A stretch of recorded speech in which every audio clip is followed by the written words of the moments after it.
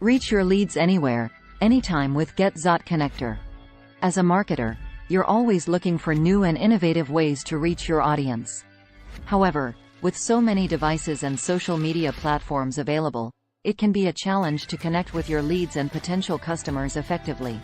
This is where GetZot Connector app comes in. With our all-in-one marketing solution, you can engage with your leads on any device and through various channels quickly and easily. Let's take a closer look at how GetZot Connector can help you connect with your customers, improve response rates, and grow your business. GetZot Connector is a full-featured mobile app that connects you with your leads and customers through various channels like Phone Connect, voicemail drops, SMS, MMS, emails, and Facebook Messenger. This means you can engage with them on any device and through multiple channels, which is essential to effectively reach your audience in today's digital landscape. One of the best things about GetZot Connector is that it allows you to create multi-channel campaigns that are tailored to the specific needs of each subscriber. Your own AI bot to easily craft messages that resonate with your audience and increase response rates. Whether it's using Phone Connect to follow up with a lead, sending a personalized text message or email, or chatting with your customers on Facebook Messenger, GetZot Connector makes it easy to connect with your audience on multiple fronts. GetZot Connector also includes powerful data analysis tools that help you track user engagement, measure how your campaigns are performing, and get insights on what content resonates with your audience. This gives you the valuable data you need to tweak your campaigns so that they're even more effective in the future. Some common questions and objections we hear about GetZot Connector include: Question: Is it easy to use?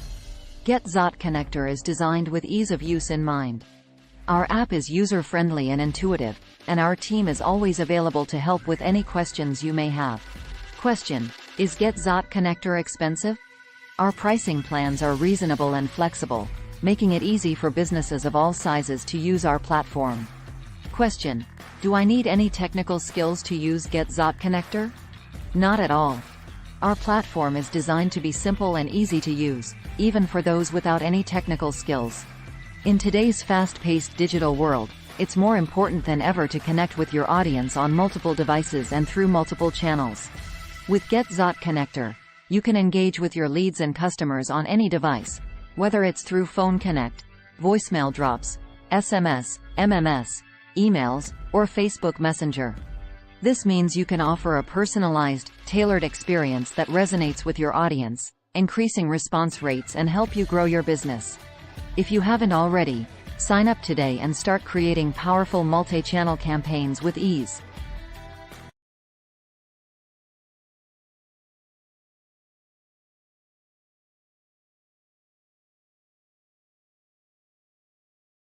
Fry! Nigga, I got you. D Black, I got you, nigga. 2-for-1 Tony, I got you, nigga. Ray Dollar, nigga, I got you. Do it look nigga. like I'm doing drive-bys on these niggas? No. I'm not that. I'm for real. I don't give a fuck if nobody understands, but I'm a soldier. Hey. So I'm on the track. Sometimes I be wanna go berserk, but I'm alright cause I just hit this perk. I got a lot of homies on the shirt. Granny instead of telling me I need to be in church. Black man with a felony, it's hard to find work. Drug price high, couple niggas got it, but they pie.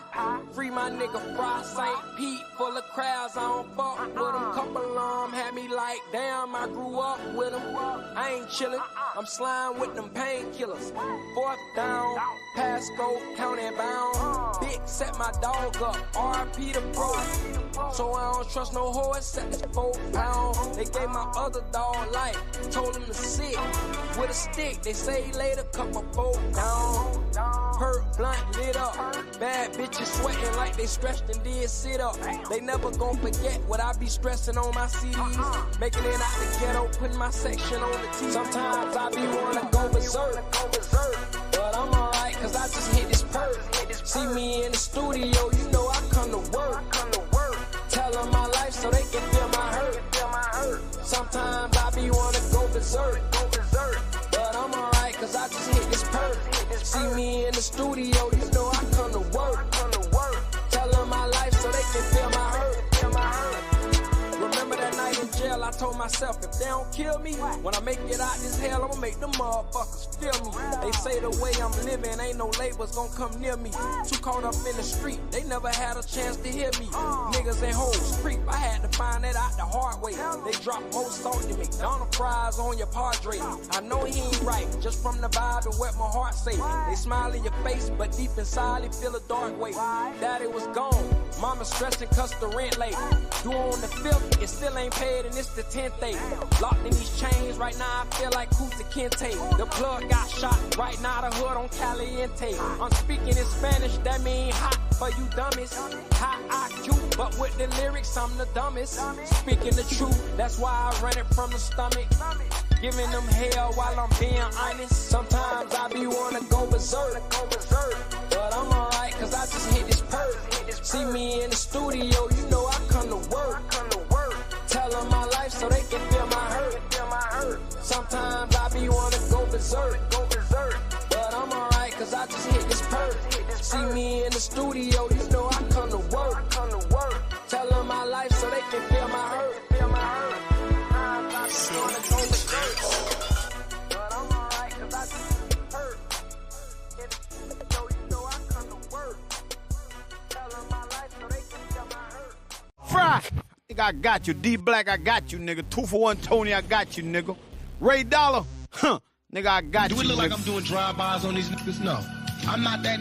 I'm for real. I don't give a fuck if nobody understands, but I'm a soldier. Hey, Something on the track. sometimes I be wanna go berserk, but I'm alright cause I just hit this perk. I got a lot of homies on the shirt. Granny instead of telling me I need to be in church. Black man with a felony, it's hard to find work. Drug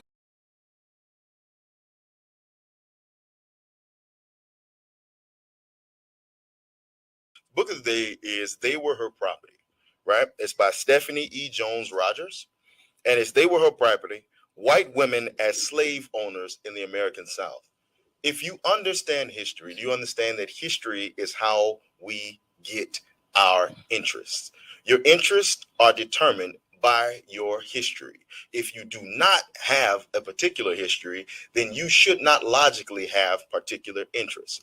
The thing that hasn't been looked at is the ownership of African people in the system of the forced labor and African human trafficking economy that we call slavery by white women.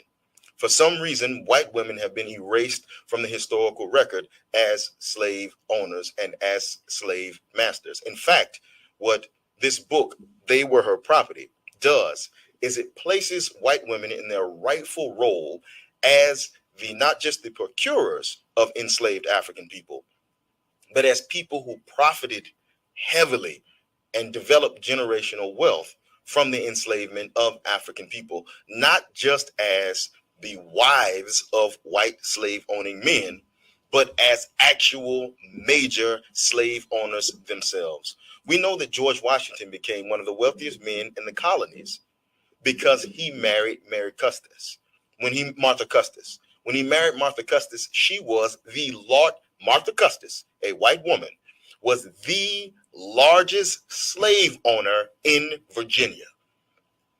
The entire slavery system, the entire African forced labor economy that powered the whole world and brought the world from feudalism into modern capitalism was at least in half the responsibility of white women. When you understand this, you know that coming out of the postbellum period, the late 19th century, the century that gave us the women's suffrage movement and the century that gave us first wave feminism, was an era where the ideas that led to feminism were ideas that were sponsored, backed, and governed by white women to the exclusion of black women.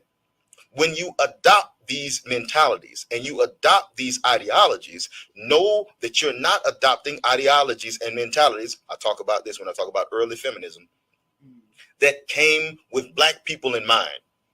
When you talk about reproductive health, when you talk about the management of families, All of these ideas, the access to abortion, the access to marriage Meat House, dissolution, your the access favorite to place all for of the all things your that we try to say are quote opens unquote every day from pro 8:30 woman. to 7 p.m. These and things until have 3 historical p.m. on roots, and what Sundays. they The come Meat out House, of where is they our come out of service a is root friendly of and excellent. a massive 2101 wealth Central Avenue and movement from white women 2225 who own MLK Suite South. slaves to now white women. This is where St. Petersburg comes to jam. 99 Jams, the Berg. Man, good morning. Good morning. We up in it, man. How y'all doing today, man? How's everyone doing? Good day. I'm in here feeling like Shannon Sharp, man. I couldn't get my intro song to play, so I didn't hear Hammer this morning. So I don't know how this go, man. But I'm gonna sip my coffee because I ain't get it started. I ain't hear my theme music, man. So this might be you know what I mean. I'm gonna regroup and do my best for y'all because I want to slam on the desk like Shannon. Damn it! Hey man, how y'all doing today? This King Jal, the voice of the people, live here 99 Jams. Oh man, I got a lot going on today. We gonna go straight into sports. Shout out to all the local teams, all of our.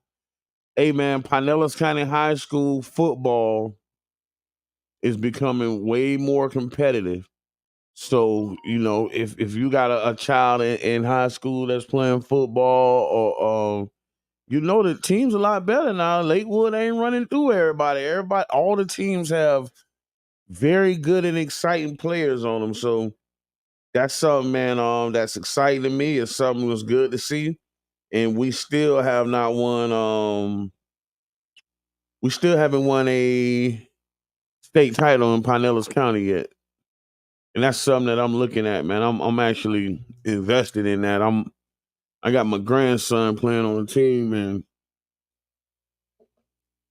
I'm actually thinking about cultivating a offensive line and a quarterback, and sending those five linemen and that quarterback all to one high school. Yeah, y'all ain't thought about that one yet. That's what I'm working on, man. All right, sports, y'all. Dream picks have turned into a nightmare. But you know, I'm gonna give Dream some grace, y'all, because I feel like starting of the season, you know what I mean? It's different teams, and you kind of judging teams off of what happened last year. So the Dream picks of the day. We got the Patriots to upset the Jets in East Rutherford on Thursday night. I'm sorry. The Patriots to upsets the Jets. This is why your pick so bad. Oh, okay. Anthony Richardson's arm punts are a little more accurate than the third Williams sisters' Dream. Did you call him in the third Williams sister as the Colts beat on the Chicago Bears?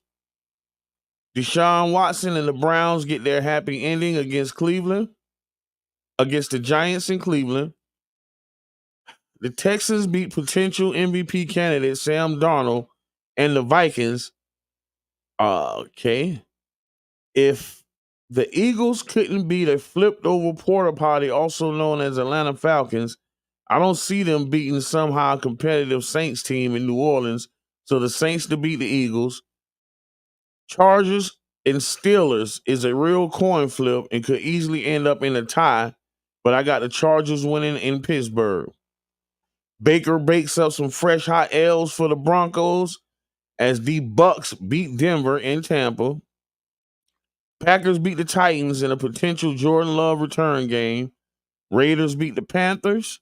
Seahawks defense proved way too much for Lamar Jackson impersonator Tyler Huntley and the Miami Dolphins. Lions bounce back to form against the Cardinals in the game of week, which what should be the game of the week. Ravens beat the Cowboys. Side note, there's no way anyone could have predicted the Raiders beating the Ravens, so I don't want to hear that from anybody. We don't want to hear your excuses, Dream. I'm sorry. 49ers beat the Rams in LA. The Chiefs to beat the Falcons in Atlanta on Sunday night. And whoever thought it was a good idea to make Raheem Morris a head coach needs to be drug tested. MVS and the Bills walk all over Trevor Lawrence and the Jags at home in a Monday night doubleheader. And he has an upset alert of the Commanders beating the Bengals in Cincinnati in a Monday night doubleheader. So that's Dream picks. Hey man, ride with Dream, man. Ride with Dream. And like I said, when we hit, send that cash out. When you don't hit, I don't know what to do. Further on to sports, y'all. This goes right with a conversation that I was having with my brother-in-law. We was talking about little league coaching, and we feel like it needs to be more development there and more actual coaching than screaming at the kids what to do. And what I was saying is, when it comes to my grandson, man, my big boy, man, big boy for the age of 7 years old. And it's him and maybe two other boys on this team that they're like literally when we play against other teams, we are the biggest players on the field. And the conversation that I was having was, you can coach talent, but you can't coach size. Like you can the majority of people high school football dreams or their college dreams ends is because they might not fit the criteria. You got young black men that are playing quarterback in high school that are amazing at quarterback in high school, but they go to college and they turn them into a wide receiver because they're 6'2". You got wide receivers that are 5'11" and 6 foot that are amazing in high school, but then it doesn't translate the corner to college because they want receivers. They're looking at receivers to be 6'2", 6'3", 6'4", 6'5". Same with offensive linemen. So you can't coach the size and as slave trade-ish as it may be, this is what these coaches and ADs and these people that's dropping these NIL checks, this is what they looking for, y'all. So fall into my story. If anybody remember doing the NCAA tournament, as a big man from NC State, DJ Burns. And DJ Burns, a big fella, man. Let me get the stats up on him. DJ Burns is 6'9", 275 pounds. DJ Burns failed to make it to the NBA draft. So no NBA teams picked DJ up, right? But the NFL is going to give him a look at playing offensive tackle. It's my prime example. You can't go size. This man didn't play college football because he's 6'9", 275 pounds, and he dropped 45 pounds, so he would be 6'9", 320. They're willing to give him the opportunity to go out there and play offensive tackle. $1 million check. Go out there and get it, young fella. Get paid, young fella. Get paid.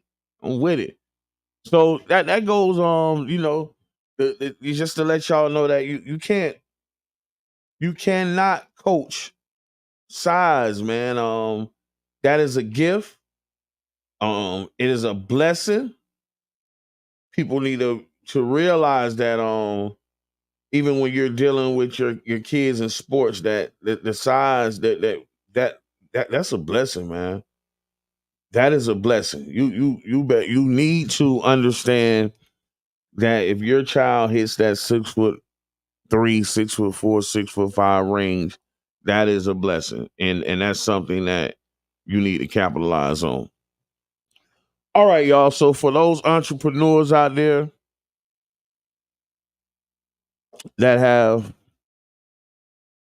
in your lifetime run into a little legal troubles, and you looking to go into business, I'm going to give you an invitation right now. There is a class, the Pinellas County Second Chance Academy Intro to Entrepreneurship course. This is a free 4-week course, and it is facilitated by none other than yourself. So if you have any people out there that convicted felons and they looking to go into business, it's a 4-week course, but I can say that from our first class, yes, we have a curriculum, but I can wholeheartedly say that every question that was asked was answered. It was we let them get all their questions. They asked all their questions. We worked through it. At the end of the class, they gave presentations in front of a panel, in front of guests, and they did an amazing job, superseding my expectations. And that let me know that me and Calvin. I ain't gonna say I, because it's me and Calvin Brown on this. Me and Calvin were the presentations let me know that me and Calvin were feeding them the information and they were retaining the information. And that's the most important thing, that they were retaining and they were able to regurgitate the information. So that's the most important thing. This 4-week course is designed to introduce formerly incarcerated individuals to the basics of entrepreneurship. The aim is to provide a foundational understanding of business principles, encouraging the development of entrepreneurial skills, and inspire participants to explore self-employment as a valuable pathway to reintegration. Classes will be held at SPC, Midtown, y'all, 1300 22nd Street South, and these classes are on Tuesdays and Thursdays from 5:30 to 7:30. Y'all tap in. We still have a few spaces available.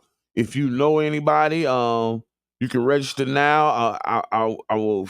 I can't put the QR code on the radio, but hold on. Let me see if I have more information. If we have a phone number on here. Okay, let me finish So this class includes an intro to entrepreneurship and a self-assessments, business ideation and market research, business planning and financial literacy, and pitching your business. Participants will receive a $250 microfund and additional resources. You can register now at the Pinellas County Urban League, or for more information, www.xoffender.org or www.pcul.org. That's the Pinellas County Urban League. Or you can contact C. Brown at xoffender.org. So if you know anybody, man, y'all go ahead and get in. We will be taking a few more people before we start this class. This class is, I think we're going to start next week. So if you say you know somebody, or if you're interested in this, go ahead and register today. Let's get it popping. I guarantee you I will not let you down. Guarantee you I will not let you down. All right, y'all. Let's slide. Let's transition. We're gonna go into some sports. I mean, some stories, some news. I guess let's go into Diddy, y'all. Let's do Diddy. For those that have been I ain't gonna say under a rock. For those that have been non-participating in what's going on in society lately, y'all know that Sean P. Diddy Combs has been indicted on RICO charges for sex trafficking and other sex-related charges. Sean Puffy Combs, when they went in his house, y'all, he had 1,000 bottles of baby oil. This is why Kendrick say y'all freaky boys need to stay inside. Matter of fact, no, don't stay inside. And I advise nobody to go inside with him. But this is a weird case to me, y'all. And it's not weird because of what actually happened. Sexual fantasies of the rich will always be beyond the brain span of those who are on a lower pay scale. Y'all heard what I said? The sexual fantasies of the rich will always be on the brain scale. You can't even think about the sexual fantasies of those people that have millions and millions of dollars.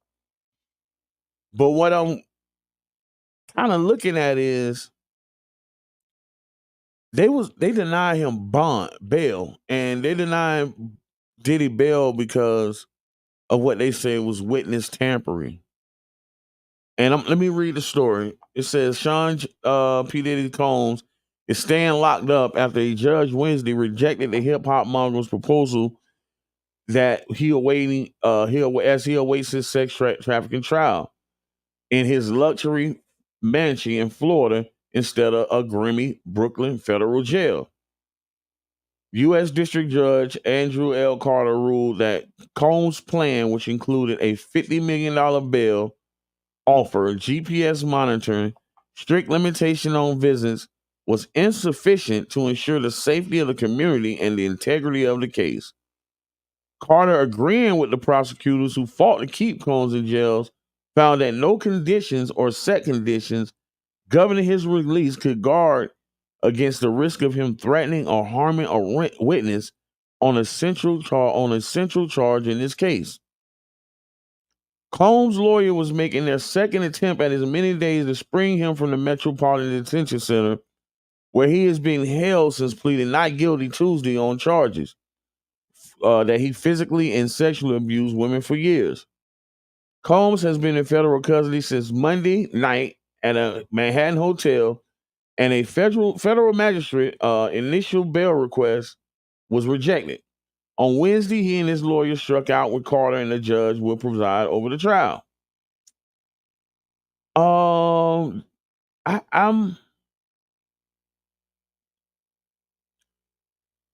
understand the seriousness and the lengthiness and the problems and the freakiness of these charges. But it's a lot of things that's coming out that I don't understand. And I want to get a full understanding as a person that was indicted by the federal government. I heard Puffy's lawyer say there was one victim and 49 witnesses.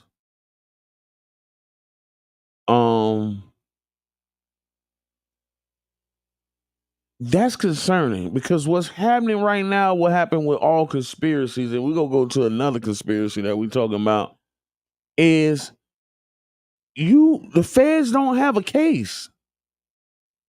They don't, or they have what they think is the case, but they have 49 witnesses because this is the tools that they use in a RICO to build their case. What they build their case on what they being told, what people telling them. And this is flawed because we seeing it right now in the YSL case with Young Thug. This dude Woody went in there and told him whatever he could tell him to get out of jail. And now he on the stand saying that, like, I made all that up. And y'all know that people do this. Y'all charge people. knowing that people go into court and make things up so that they can continue with their freedom.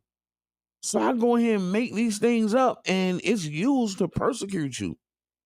Not gonna go too deep into that because we don't know what the hell Diddy did. We don't know what they found in them houses, and they got videotapes, and it was a bunch of baby oil.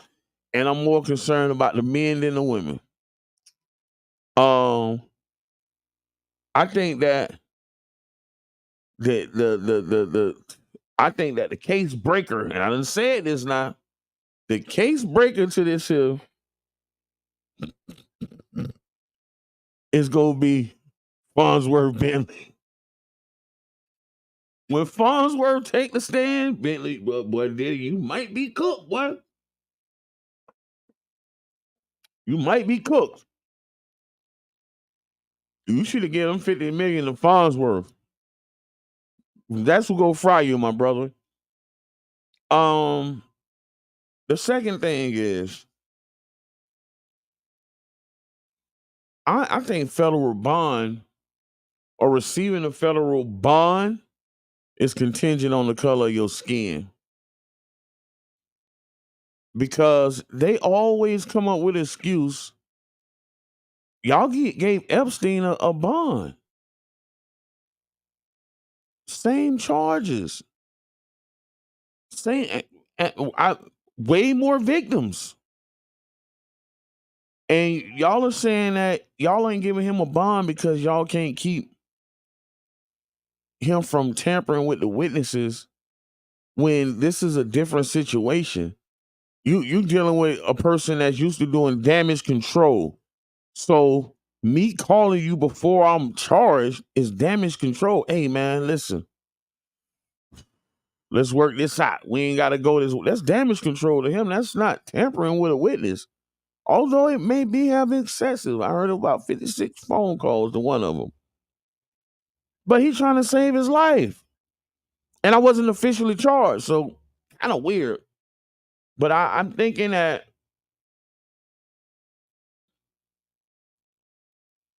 beyond everything that's going on, Diddy, I think that he should at minimum get a bond, and because he deserves the fairness of a trial, just like those white millionaires.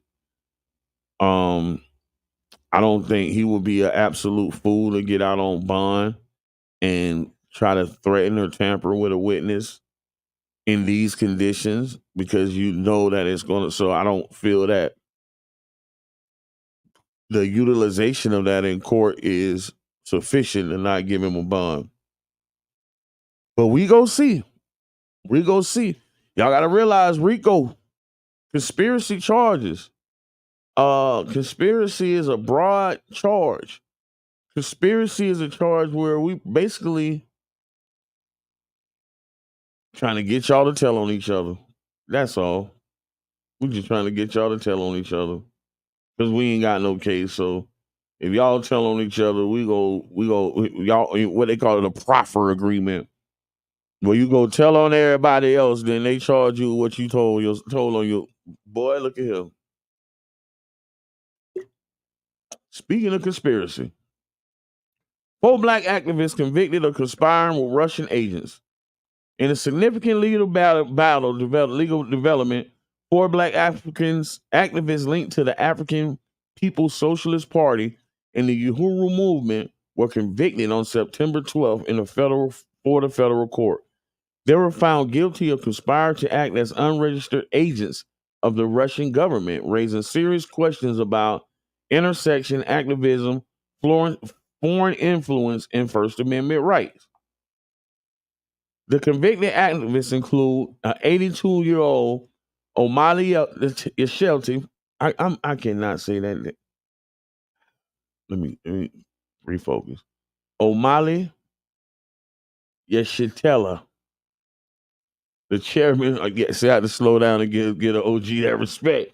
The chairman of the African People Socialist Party, along with a 78-year-old Penny Hess, a 34-year-old Jesse Neville, and a 38-year-old Augustus C. Romaine Jr.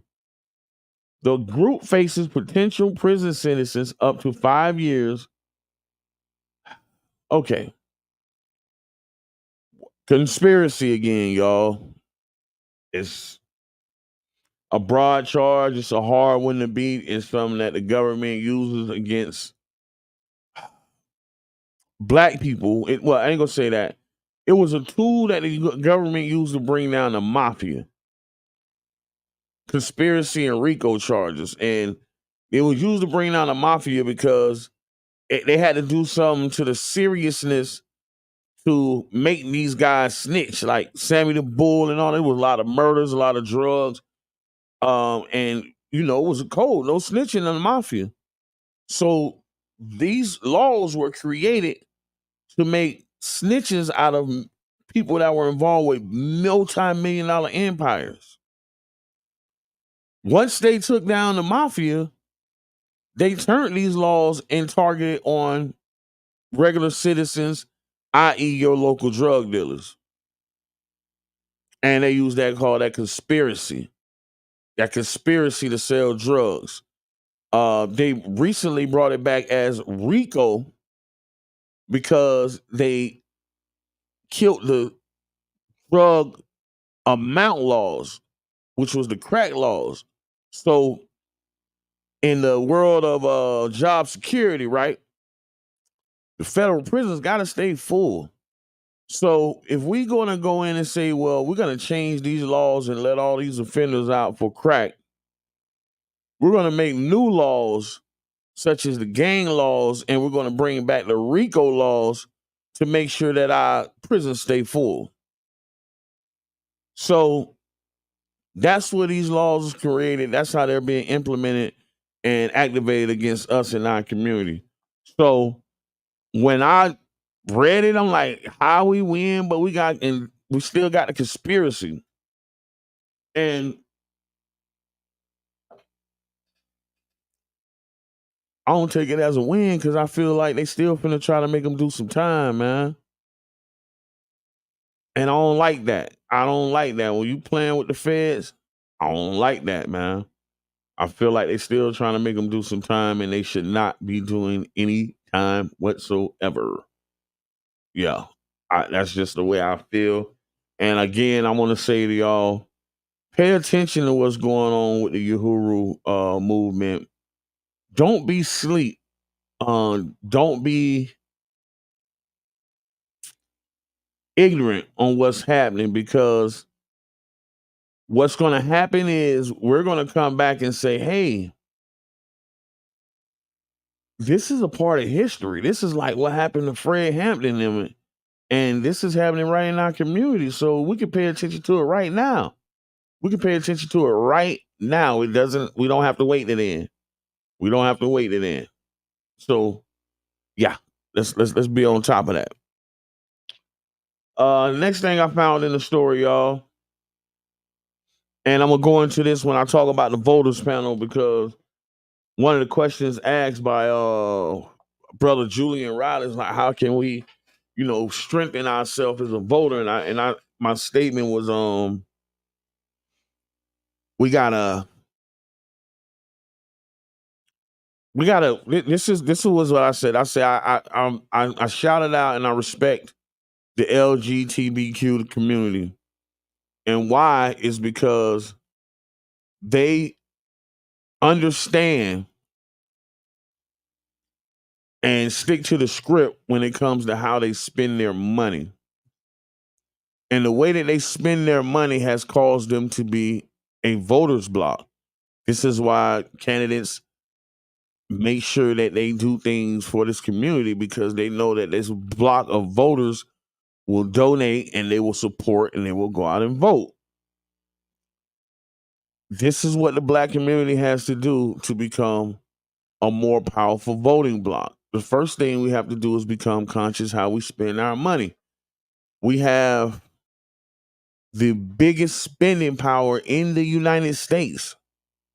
No one spends more money than us. Where are we spending that money at has to change. The direction we spending our money has to change. And when it changes and when we support ourselves, we can formulate a black group and support our own candidates or come out and say, hey, we're in support of this candidate.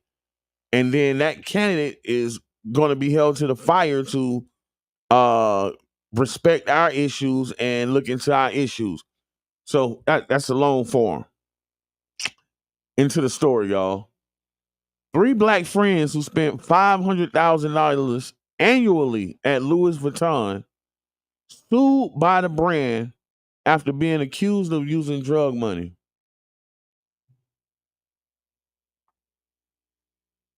So these 3 black friends, they were going to Louis Vuitton, and I think they were addicted of going to Louis Vuitton because what I'm seeing is they were going in, and one of the ladies went in and she pre-ordered like 50K worth of stuff, and when she got there, pretty much told her, nah, you can't get it.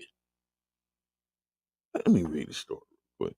3 black friends who spend $50,000 annually at Louis Vuitton are suing the luxury brand, alleging racism and discrimination after being banned from the store and accused of using drug money for their purchases.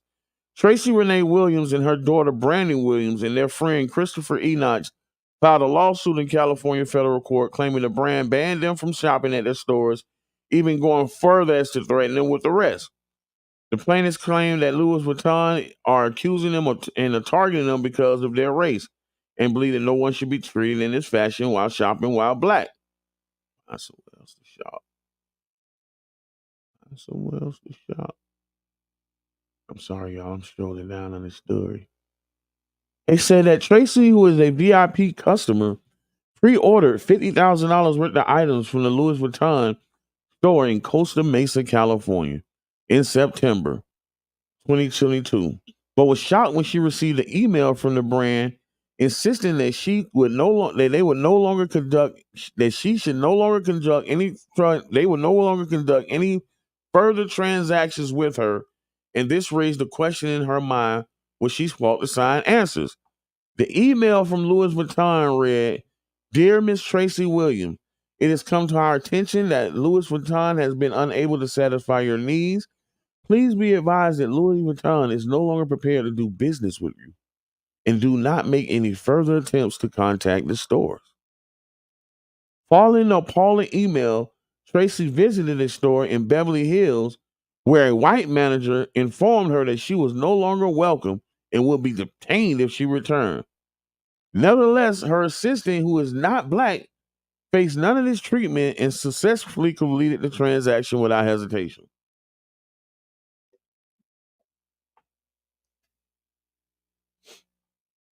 Why are we fighting to go in here and spend 50 racks?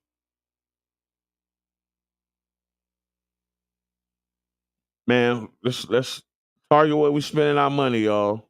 Let's target where we spending our money, y'all. Please, let's target where we spending our money.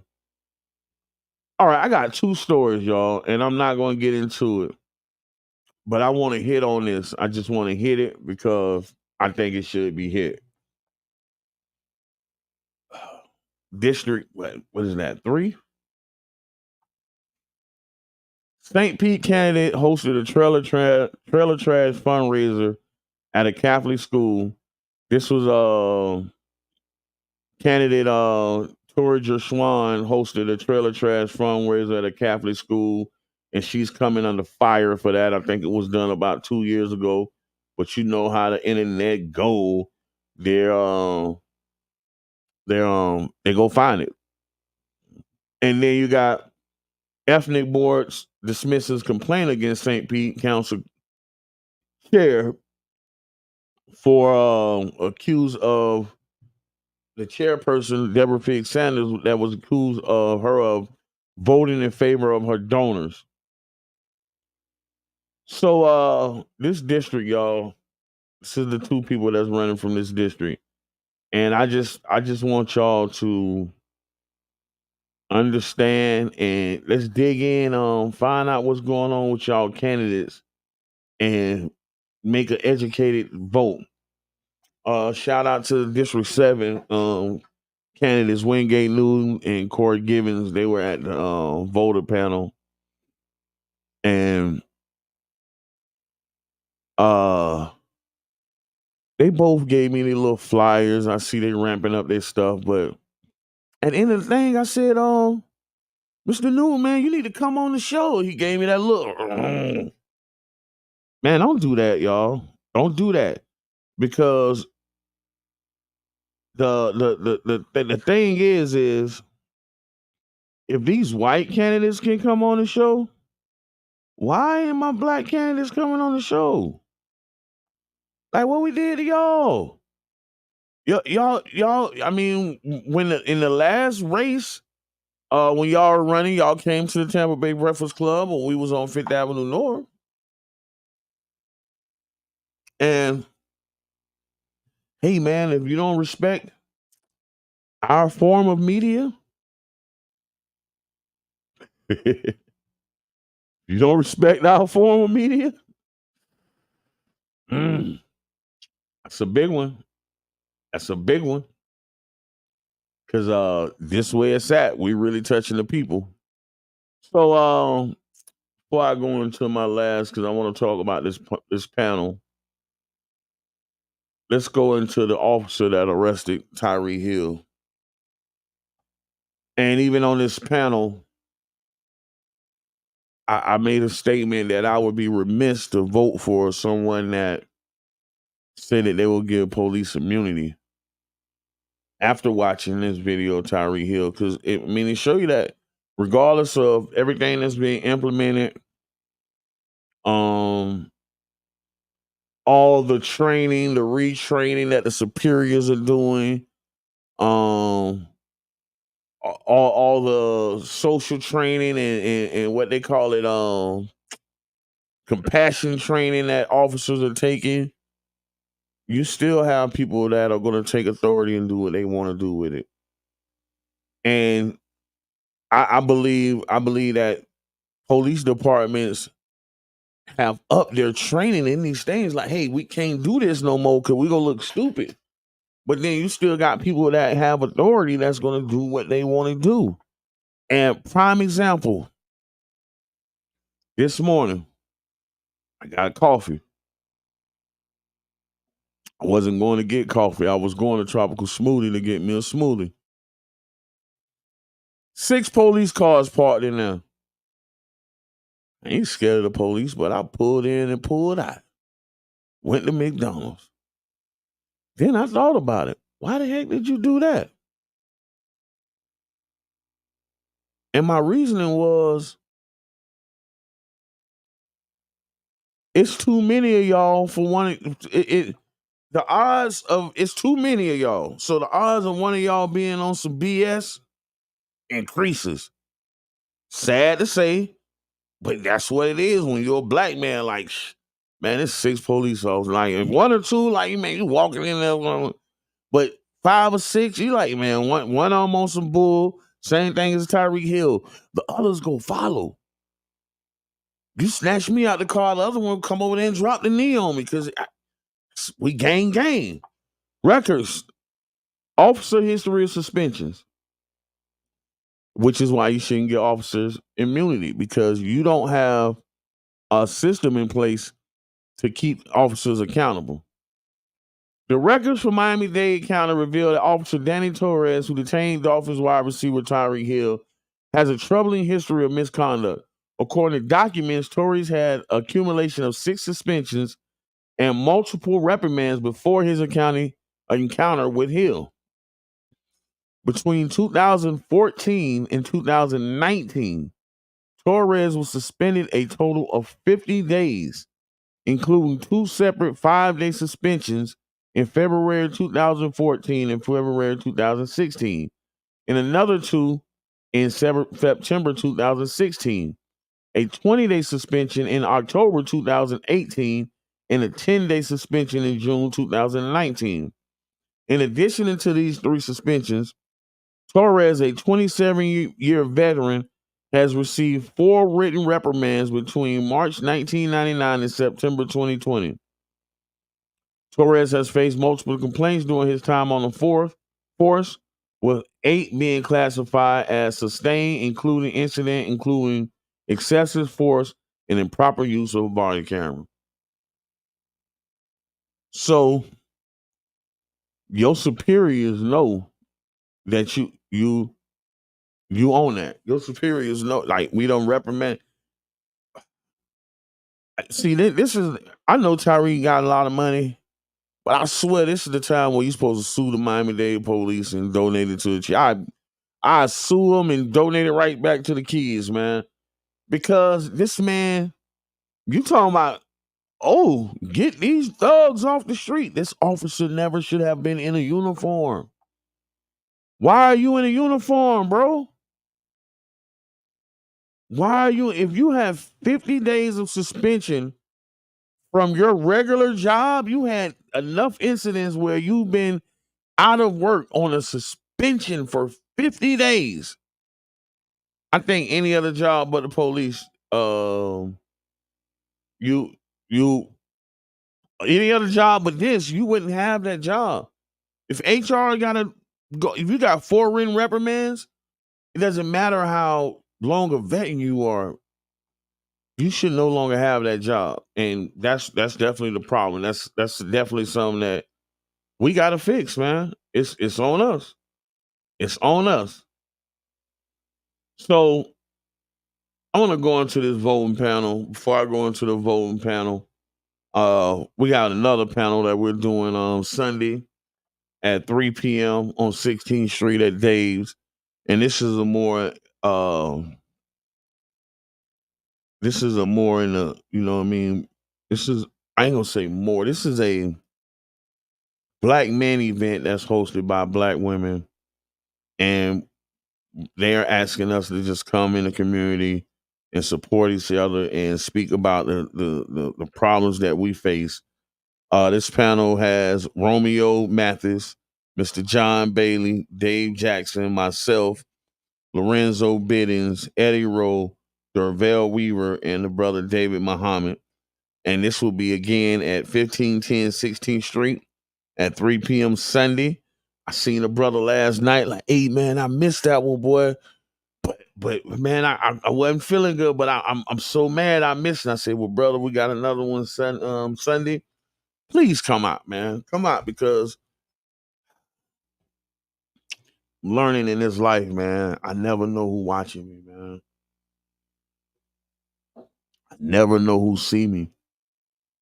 And I see it all the times, like, them people over there know you. I've been in the store and started speaking, and people are like, you that dude on the radio. So I understand, I get it, and I'm just so proud and grateful that y'all chose me to speak for the people, man. And I pray that I continue to do a good job. At least they telling me I'm doing a good job, y'all. They telling me that now. They like, boy, you bringing it. So, hey, man, I'm gonna keep bringing it. So the event from Tuesday night, why black man do or don't vote panel. Very good event. Man, great event. It was actually, I'm trying to. It was actually one of those. What I want to say. My statement in the group chat was, I felt like for this event, every black male should have felt like they were representative. It was a very diverse panel, moderated by Reverend Ken Irby. The panel included myself, St. Pete City Councilman John Muhammad, Florida Senator Darrell Roussan, Mr. John Bailey, Marcus Brooks from the Foundation of Healthy St. Pete, Jameson Carnegie, and Dr. Brian Green Kalish. And hey, man, we did the thing. They requested us to run it back. And little do everybody know that King Jab finna put, I gotta come with a panel fee, man, because yeah. At least wardrobe, man, because I gotta step down, man. I stepped down, man, on all right, yeah, man. At least wardrobe, man. Like, we got to do a ride or something, man. Kiana, I'm gonna get Q on y'all. Y'all gotta contact Q, man, so she can give y'all my rider. Y'all wait for that one. That's gonna be a good one. So to speak on this panel, I want to talk about things that I specifically spoke on because it was a conversation, a lot of different point of views and a lot of good points of views, man. It was very diverse and very educational. And one of the things I just spoke on as far as the voters block, as far as us controlling our spending and putting our money behind candidates. That I think that as Black people, when we start functioning in that fashion and utilizing that angle, we will get more of what I was saying. My second thing was, well, we'll get more of results, because that's one of the reasons I feel Black men do or don't vote.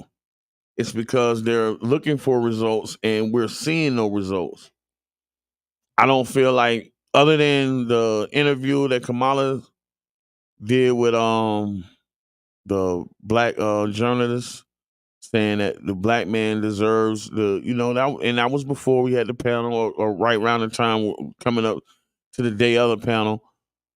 But I still have not seen any language in campaigns or language in any legislation, language in anything proposed that speaks directly to Black men. I think that both parties go right past us and talk to our women. Kind of like when you go to the Bahamas. I'm sitting right here, dog. You gonna go ask them? Yeah. All right. So yeah, we're looking for results. We're looking for the candidates that we put in place to bring something back to the community, to give us something back, to give us some of the things that they promised. We're sitting in a very sad situation here in St. Pete because I didn't get to say this on the panel, but I wish I should have, because we had a senator and a council member on the panel, and I should have put them on the spot, because I still challenge that our leaders to tell us what we have gotten as a Black community, not as a Black man, but just as a community in the city of St. Pete in the last 5 fiscal years. 10 fiscal years. 10 fiscal years. So now that doesn't put it on any particular one leader. It's the leadership that's been in place and that has come and gone the last 10 years. What have we gotten out of it? And we have gotten anything. And I think that's one of the things that people, why they didn't think about voting. The next thing I was saying that I spoke on was, some people don't even know they can vote. The stat was thrown up of the percentage of Black men that vote versus the percentage of Black women and the wide disparity. And I said that we need to stack that stat with the percentage of Black men that have felonies, because we were targeted and hit with those felonies as juveniles, because for the simple right that they wanted to take our rights to vote away from us. So now you got some men that's in their 30s and 40s that caught that felony at 18, 19, 20, 21, who don't even know they can vote. We just know every time we fill out an application, this felony come up. So we ain't gonna even bother to vote, because I ain't trying to deal with all that. I don't even know if I got a felony. I don't even know if I can vote. That's another situation that we got to deal with, and that's as far as the languaging. That's what I mean when I say y'all ain't talking to us. And the last thing I spoke on was the appropriation of funds. And anytime I go in these events, y'all, I'm speaking to the people, but I'm speaking to the powers to be, because those people be right in the room when I be saying this now. Y'all got to peep the play. Appropriation of funds. Where y'all putting this money at? I got a phone call from an OG last week, man. Really, kind of brought me into fruition. Let me know that the direction that I'm headed in is in the proper manner. So Mr. John Bailey called me before the panel. Got my phone number, called me up. And I'm listening to my brother. We chopped it up. He said, all right, Jab, I'm gonna hit you back when I get off work. Maurice Scott.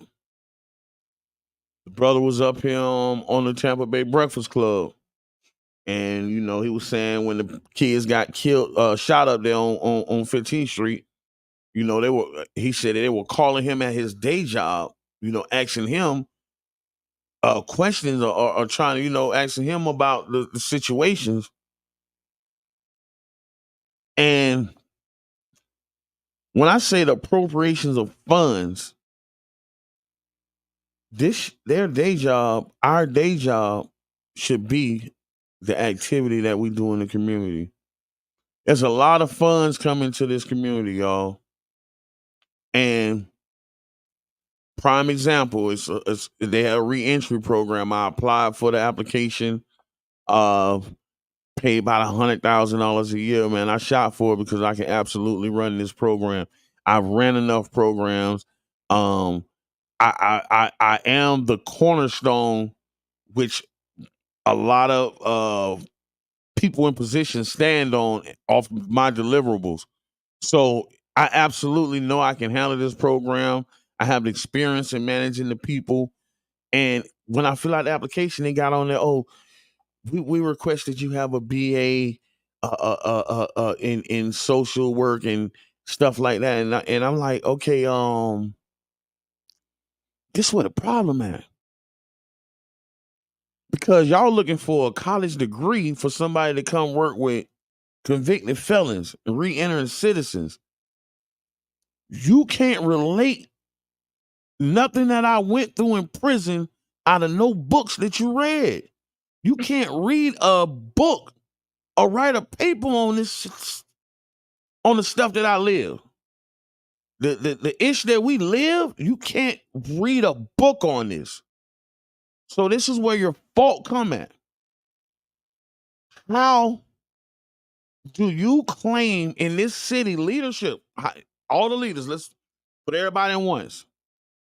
How can you do reentry in the city of St. Pete without me, Anthony Williams, or John Bailey? How? How you're going to do reentry without us two?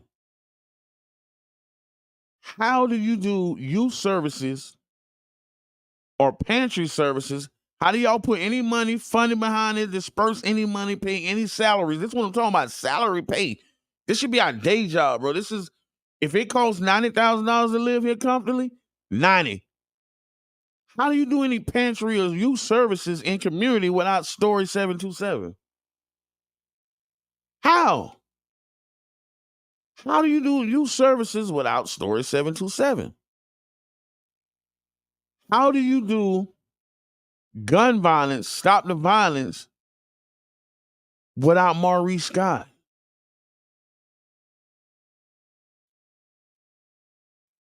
My statement was, we got people trying to run street teams and ain't nobody from the streets. Nobody from the street, but y'all want a street team. The funding that's coming into this community, y'all, they don't want to give it to the people that's going to make the difference. The black men, as we talk about black men, the black men in this community that's going to make the difference, they don't want to give it to us. They don't want to pay us. They don't want to make us the head of our households because that's counterproductive. But they're absolutely willing to give it to a white or a Spanish counterpart who will come solicit us for a $15, $20 hour to meet their deliverables. And we're not doing it no more. We're not turning our back on the community, but we are not doing it no more. We will not meet your deliverables for an hourly wage. Only we mean deliverables for salaries now. We mean deliver, because right now I'm gonna end this on this here. Calling out names, y'all.